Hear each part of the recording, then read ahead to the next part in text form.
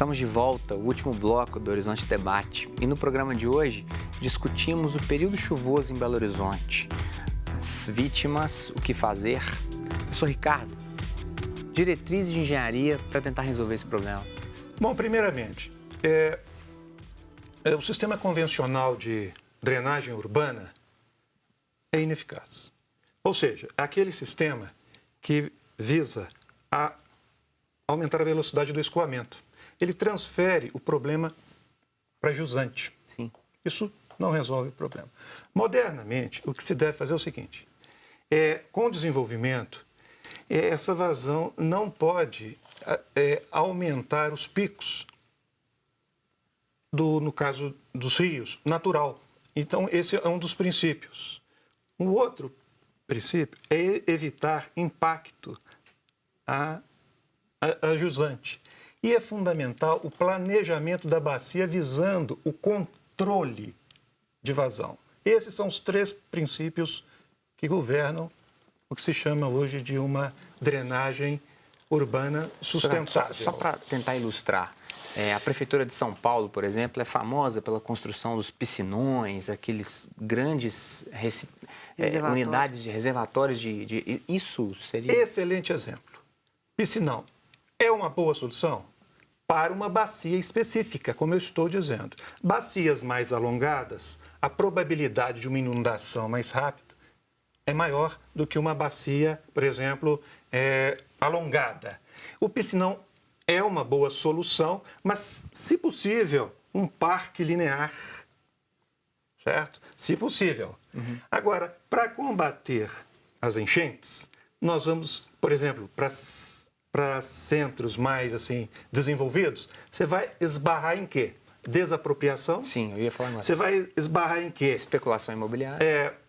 Você vai esbarrar na mudança da legislação, alteração da legislação, certo? Então, há casos aí, hoje conversando com um professor lá do IBMEC, colega meu, o professor Otávio, ele citando exemplo que removeram tiraram os carros, pista para automóvel, tiraram, e tudo verde. E vamos dizer, problema, vamos resolver o problema de... Então, quer dizer, mas aí tem uma política para desapropriação e vegetação. Outro exemplo, países aí para combater isso, telhado verde. Uhum. Esses dias, helicóptero para colocar uma árvore lá no prédio. Isso é uma das soluções, o telhado verde, né? Mas isso até chegar a essas soluções aqui no Brasil, pode ser que demore um pouco. Então, quer dizer... Professor Ricardo, a gente vê muitas vezes, para que a Caixa Econômica Federal, ou a Prefeitura, ou o Corpo de Bombeiros, dê o habite numa determinada construção, vai ter lá a sua área verde, o seu gramado. O dia que as pessoas entram, a primeira coisa que as pessoas fazem é cimenta aquilo ali. Essa água que o verde não chupa e não absorve. Você deu um exemplo excelente.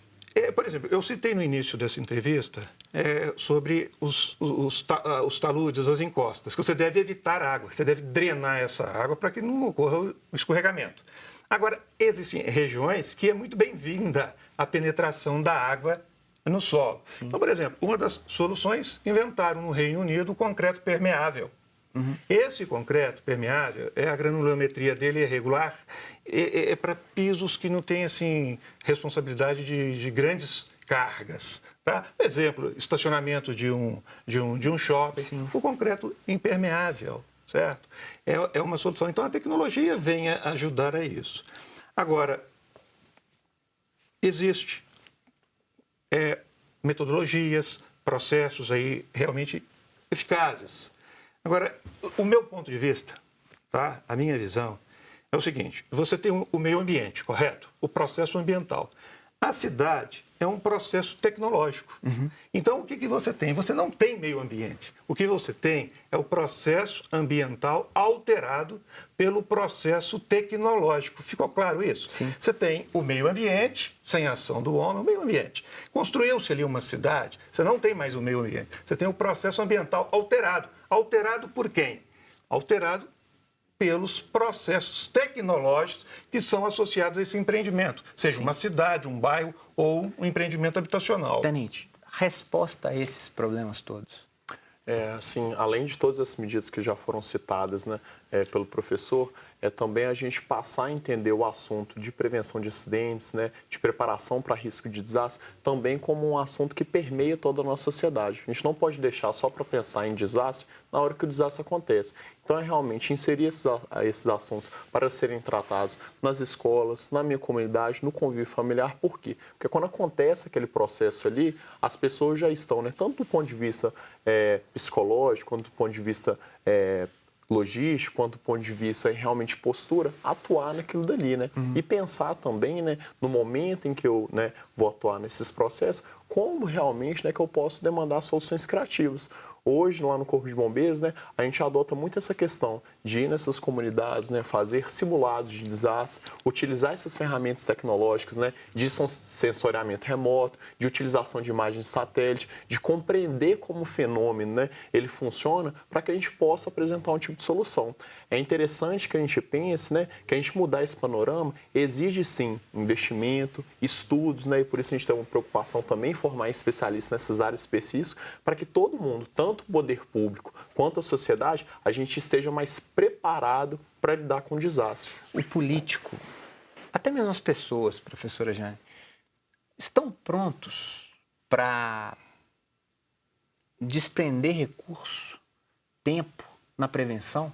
Fazer esse movimento de desapropriação de uma determinada área para construir um piscinão, para que ali em Venda Nova não aconteça, por exemplo? Jogar Cristiano Machado no chão para que aquilo ali não inunde de novo? As pessoas estão dispostas? Nós estamos vendo que parece que não, né? Infelizmente, o que a gente tem observado não é o bombeiro apagando incêndio, é o bombeiro enxugando gelo, né? Trabalhando arduamente no sentido de tentar salvar vidas. E o que a gente percebe é que você continua tendo um movimento de especulação imobiliária brutal, né? De aproveitamento indiscriminado e de impermeabilização de solo. É absurdo na cidade e que, infelizmente, aquelas pessoas dispostas, aquelas pessoas que batalham, que estão ali organizadas, estão fazendo seu trabalho de formiguinha e que a gente espera que isso se multiplique. No entanto, a primeira pergunta que você me fez, o que tem de novo aí?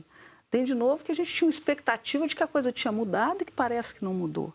Infelizmente, apesar de todos os esforços, a gente precisa mudar a educação, a gente precisa mudar a concepção, a forma como a gente se relaciona na cidade. Mas aí a gente precisa mudar também a mentalidade do gestor público? Sim, tem um dado que é muito interessante, que é um estudo feito pela ONU, que quando a gente fala desses desastres, para cada $1 que a gente gasta na prevenção, a gente economiza $7 na resposta. Então, agora, por exemplo, acontece a tragédia, aí a gente vai ter todo um processo, né, de dispensa de licitação, a gente vai gastar somas vultosas em umas respostas, que são muitas vezes respostas paliativas, porque a gente não trabalhou numa prevenção adequada. Às vezes, algumas, né, implementações, né, como a gente investir em alguns tipos de bacias de contenção, a gente pensar melhor, isso poderiam ter evitado essa tragédia. Mas aí é a nossa concepção que tem que mudar para a gente também saber exigir isso, né, do gestor público. A gente teve recentemente, né, os debates, toda aquela movimentação política,